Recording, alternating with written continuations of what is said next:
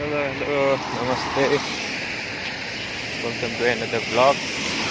आज चाहिँ पानी परिरहेछ बाटो कटिङमा कति दिन पछाडि पानी परिरहेछ लगभग 2-3 महिनै भएको थियो होला लास्ट टाइम एकचोटि परेको याद छ त्यहाँदेखि 3-4 महिनै भएको थियो 2-3 महिना होइन 3 महिना 4 महिना जति भएको थियो आज पानी पर्यो मौसम चाहिँ अलिकति च्यालेन्ज हानिरहेछ होइन हिजो मैले एउटा भिडियो हालेको थिएँ त्यो सर्टमा गएछ क्या किन म्यासलाई ट्राई गरेँ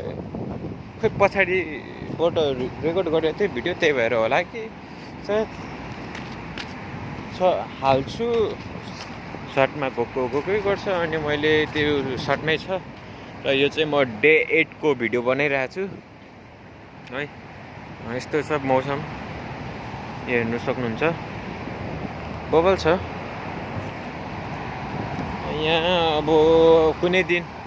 भोलि पर्सि चाहिँ यहाँ माथिबाट गएर पनि एकचोटि तपाईँहरूलाई देखाउँछु है त राम्रो देखिन्छ भ्यू चाहिँ यता त फेरि अक्खा छ नि अक्खा हेर्नु सक्नुहुन्छ बबल छ हौ भ्यू त फेरि गाडी आउँदैछ यसो एउटा स्याडो के देखाइदिउँ कि भने कहाँ राख्ने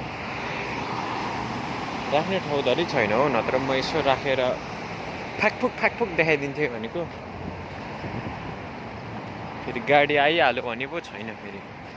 यहाँ फेरि रोक्नु गाह्रो मान्छ क्या हाम्रो ड्राइभरले किनकि यो ठाउँमा रोक्नु दिँदैन क्या ट्राफिक आयो भने उसलाई चिट हानिहाल्छ टिकट हानिदिइहाल्छ फेरि एक टिकटको तपाईँको कति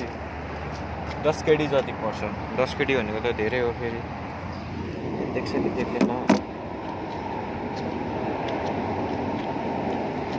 यस्तो भोलि हान्नु पर्ला जस किनकि स्याडो